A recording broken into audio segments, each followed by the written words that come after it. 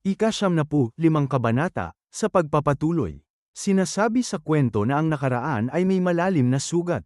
Mahigit 30 taon na ang nakalipas, sa huling malawa kamit madugong digmaan laban sa Heavenly Demon Cult, nagtamo ng matinding pinsala ang aming kataas-taasang pinuno. Totoong nagtungo siya rito sa liblib na lugar upang magpagaling ng kanyang mga sugat, ngunit hindi iyon ang tunay niyang dahilan. Ang tunay na layunin ng lihim na kuta na ito ay upang makahanap siya ng paraan kung paano tuluyang pababagsakin at wawasakin ang Heavenly Demon Cult.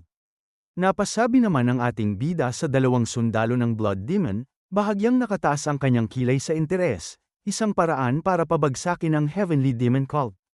Tumugon ang isa, seryoso ang mukha at pilit na nilulunok ang takot, tama. Dagdag pa nito, habang nanginginig ang boses sa paggalang, napalawak at napakatatag ng kapangyarihan ng Heavenly Demon Cult. Ang katotohanang sa loob ng daan-daang taon ay ni minsan ay hindi nila naiwala ang kanilang pangunahing tore sa kamay ng sinumang kaaway ay sapat ng patunay kung gaano sila kalakas at kaimbak ang puwersa. Sinabi pa ng sundalo, lalong nanliliit ang mga mata, higit pa roon, ang kapangyarihang ipinapakita nila sa labas sa buong Jianghu ay sinasabing 60% lamang ng kanilang tunay na lakas. Naging seryoso ang mukha ng ating bida, tumitigas ang panga, at sinabi, ganoon ba talaga kalakas at kadakila ang Heavenly Demon Cult? Napasalubong ang makapal na kilay ng sundalo habang nag-aalalang sumagot, ang 60% pa lamang na iyon ay nakakatakot at sapat na upang yumanig ang buong lupain. At ang natitirang 40% ang sinasabing tunay at natatago nilang lakas. Ngunit walang sino man sa labas ang nakaalam kung ano nga ba talaga ang 40% yun, at yun mismo ang dahilan kung bakit lalo silang kinatatakutan ng lahat ng sekta. Napataas ng isang kilay ang ating bida habang seryosong sinabi. Pinagdurugtong ang mga detalye, kung ganoon, itinuyo ang lugar na ito upang makalaban at mapantayan ang nakatagong 40% na yun. Tumugon ang sundalo, marahang tumango, tama. Muling nagtanong ang ating bida, sumusulyap sa paligid ng kuta, may lihim ba kayong unit o hukbo na dito ninyo palihim na sinasanay? Muling sumagot ang sundalo, umiling ng mabilis, walang ganoon. Dagdag pa nito, lumalamig ang tono, ang Blood Demon ay walang ibang pinaniniwalaan o pinagkakatiwalaan kundi ang sarili niya. Napagpasyahan niyang ang tanging paraan upang talunin ang Heavenly Demon Cult ay ang umasa lamang sa sarili niyang lakas.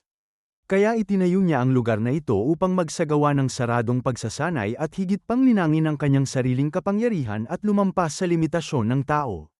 Napasabi naman ng ating bida, mariin ang mga tingin dito na saradong cultivation. Tumugon ang isang sundalo, eksakto. Muling sinabi ng ating bida, nagtutuos sa kanyang isipan, kung ganoon, ang pagdedeklara niya ng malawakang digmaan ngayon ay nangangahulugang naabot na niya ang antas ng lakas na gusto niyang makamit. Habang biglang naiisip ang nagliliyab na lugar at ang kaguluhang dulot nito. Sinabi niya sa kanyang isip ng may pagkabahala, kung ganoon, tuluyan ang masisira ang orihinal kong plano na gamitin ang Heavenly Demon Cult upang durugin ang Blood Demon Cult. Kailangan kong kumilos. Tumayo siya ng tuwid at nagsabi ng may awtoridad, dalhin ninyo ako roon. Nagtakang tanong ng sundalo, nanlalaki ang mga mata, saan? Napangiti ang ating bida ng mahiwaga at sumagot, sa lugar kung saan isinagawa ng Blood Demon ang kanyang saradong pagsasanay. Makikita ang isang malaking pintuan na gawa sa makapal na bakal na biglang nagliwanag mula sa likuran sa pamamagitan ng isang alaala o pagbabalik tanaw. Ilang sandali pa ay sumabog ang matinding liwanag mula sa loob, dahilan upang tuluyang masira at mayanig ang pintuan hanggang sa matanggal ito sa pagkakakabit. Mula roon sa nagdaang tagpo ay lumabas ang ating bida habang nakangiti at mahigpit na nakakuyom ang kanyang kamao, matapos sirain ang harang. Pumasok siya sa loob ng silid habang sinasabi sa sarili, kaya pala. Ito talaga ang kanyang lugar ng saradong pagsasanay. Sa loob ay makikita ang iba't ibang kagamitan sa pagsasanay na binalot na ng alikabok, isang simpleng mesa, isang upuan, at isang higaan. Habang naghahalungkat ng mabilis ang ating bida sa mga lumang kahon ay may nakita siyang isang pambihirang ginseng na naglalabas ng kakaibang bango. Napasabi siya, nang seryoso na nakatingin dito na ano ito.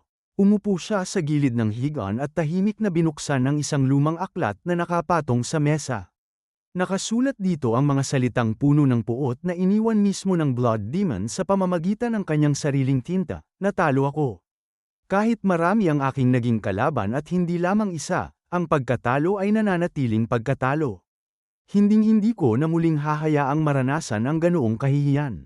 Napangisi ang ating bida at sinabi sa sarili. Ibig sabihin, inayos mo rito ang paraan kung paano unti-unting lilinangin at haasayin ang iyong martial arts mula sa pagkakamali, hindi ba? Mas malaki pa pala ang pakinabang ng silid na ito kaysa sa inaasahan ko. Nagpatuloy ang nakasulat sa aklat, lalong nagiging magulo ang mga hagod ng panulat, hindi. Hindi pa rin ito yon. Ang tunay na kapangyarihan ng Blood Azure Demon Art ay tiyak na hindi lamang hanggang sa antas na ito. Pakiramdam ko ay may kulang. Halos alam ko na kung ano yon. Ngunit hindi ko pa rin lubos na maunawaan ang pinakadiwa nito. Nanlaki ang mga mata ng ating bida, natitigilan sa pangalan, Blood Azure Demon Art. Nagpatuloy ang pagbasa sa aklat, sinubukan kong gamitin ang Blood Azure Demon Art upang may sagawa ang Blood Demon Fist Art, sa orihinal kong konsepto, 12 sunod-sunod na suntok ang dapat na sabay-sabay na pakakawalan sa lahat ng direksyon na walang kawala ang kaaway. Ngunit siyam lamang ang aking limitasyon sa kasalukuyan. Maliwanag na nangyayari ito dahil hindi ko pa lubos na nagagamit ang lakas ng Blood Azure Demon Art sa paraang iniisip ko. Sa huling bahagi ng pahina ay isinulat pa ng Blood Demon upang paalalahanan ang sarili, malayo pa ang lalakbayin mo, Blood Demon. At pagkatapos, makikita ang isang malalim at nakatatakot na bakas ng kamao na bumaon sa matigas na pader, naglamat sa paligid nito. Tahimik itong pinagmasdan ng ating bida habang seryoso at may bigat niyang sinabi sa kanyang isip nang maalala ang lakas na iyon. Hindi ko siya kayang talunin kung sa lakas lang. Bumalik ang eksena sa kasalukuyan, sa gitna ng nagbabagang larangan ng digmaan. Magkaharap ang ating bida at ang mismong Blood Demon, ang hangin sa pagitan nila ay tila naglalabas ng kuryente. Napangisi ang ating bida, pinapasadahan ng tingin ng kaaway, samantalang nakakunot noon ng husto ang Blood Demon habang matalim at nagngangalit na nakatitig sa kanya, handang pumatay. Makikita naman sa hindi kalayuan ng grupo ng ating bida na bakas ang labis na pag-aalala at kaba sa kanilang mga mukha. Pigil ang kanilang mga hininga. Napatingin ang ating bida sa kanila sa gilid ng kanyang mga mata at sinabi ng may pilyong tono, "Anong mga mukha yan? Bakit napakaseryoso ninyong lahat? Tila ba nakakita kayo ng multo?" Tumingin siya muli ng diretso sa Blood Demon at muling nagsalita, itinataas ang boses upang asarin ito, "Ha? Ikaw pa nga ang mukhang pinakaseryoso at pinakamiyembro ng punerarya rito. Isang suntok lang ang tinanggap mo mula sa akin, ganyan ka na agad kagulo ang mukha." Pagkatapos ay may panunuyang sinabi niya, "Pumapalakpak pa ng mahina, at ikaw pa naman ang tinatawag na pinakadakila sa ilalim ng kalangitan sa landas ng mga demonyo. Puro yabang at salita lang pala ang lahat ng yun, hindi ba?" Haha, pinagpapawisan namang napabulong si Mayong Hayan, at makikita ang gulat sa kanyang mukha na alam mo namang mas malala at bagbog ang kalagayan ni Lord kaysa sa Blood Demon ngayon, hindi ba? Bakit kailangan pa niyang mang-asar? Pinagpapawisan ding sinabi ni Jockwall, tinatakpan ang kanyang mga tainga sa takot, "Wala akong naririnig. Wala akong naririnig. Wala talaga akong naririnig sa kamatayan na ito." Seryosong sinabi ni Machon, hindi inaalis ang tingin sa kaaway, hindi na nag-aalinlangan ang Blood Demon ngayon. Ganap na niyang nakokontrol ang kanyang emosyon at galit, mas delikado siya sa ganitong estado. Naiinis ngunit kalmado na sinabi ng Blood Demon, "Madilim ang mukha, inaamin kong karapat-dapat ka na maging kalaban ko." Napangisi ang ating bida, sumasaludo ng peke, "Oh, salamat naman sa papuri." Itinaas ng Blood Demon ang kanyang kanang kamay ng dahan-dahan habang sinasabi sa isang malamig na tinig, "Huwag mo akong pasalamatan. Ibig sabihin lang niyan ay mamamatay ka na ng may karangalan." Kasabay ng kanyang salita, isang nakabibinging tunog ng bakal ang narinig at kusang umangat sa ere ang espada ng Blood Demon, lumulutang sa tapat ng kanyang sundalo. Nanlaki ang mga mata ng mga sundalo sa paligid at napasigaw sila sa matinding sindak, sword key projection. Napatingin naman ang ating bida, kumukurap ang mga mata, at nagtatakang sinabi, "Sword key projection. Ano naman ang kalokohang yon?" Mabilis na itinuro ng Blood Demon ang kanyang kamay patungo sa direksyon ng ating bida habang nakangising sinasabi ng may pananabik, "Malalaman mo rin agad ang bagsik nito kapag bumaon na ito sa puso mo." Sa isang pitik at kumpas lamang ng kanyang kamay ay mabilis na ramagasa ang lumulutang na espada. Tila isang mabilis na palaso, patungo sa ating bida. Nagawa niya itong maiwasan sa huling segundo dahil sa bilis ng kanyang reflexes. Habang dumadaan ito sa gilid mismo ng kanyang ulo, ang talam ay bahagyang naggupit sa ilang hibla ng kanyang buhok, dahilan upang mapangiwi siya sa talam ng hangin. Nanlaki ang mga mata ng kanyang mga kasama, napanganga ang mga bibig sa gulat. Napasigaw si Jockwall sa takot. Na instinct at swerte lang ang dahilan kung bakit niya naiwasan iyon. Kapag may kasunod pa ang ataking yan, huli na siya. Pautal-utal namang sinabi ni Mayong Hayan, nanginginig ang mga labi, ako. Hindi ko makita. Hindi ko talaga makita ang galaw at direksyon ng espada na yun. Pagkalampas ng espada sa ating bida, sa isang iglap ay agad itong umikot sa ere sa pamamagitan ng kontrol ng Blood Demon at muling sumugod mula sa likuran patungo sa ating bida. Nagulat siya nang lumingon at makitang napakalapit na nito at wala ng espasyo upang umiwas pa.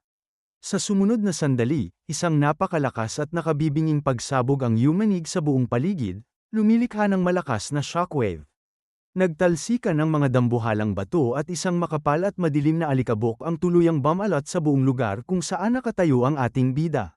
Nagulat at labis na nabahala sina Jockwall, Mayong Hayan, at Mokyong, sabay-sabay silang napatayo at napasigaw sa abot ng kanilang makakaya, "My Lord!" Napabulalas naman ang blood-crazed demon, napapailing sa lakas. Hindi ka panipaniwala ang kapangyarihang iyon. Dagdag pa ng bloodless demon emperor, nanlalamig ang boses, wala nang paraan para nakaligtas pa siya sa direktang tinamaan na iyon.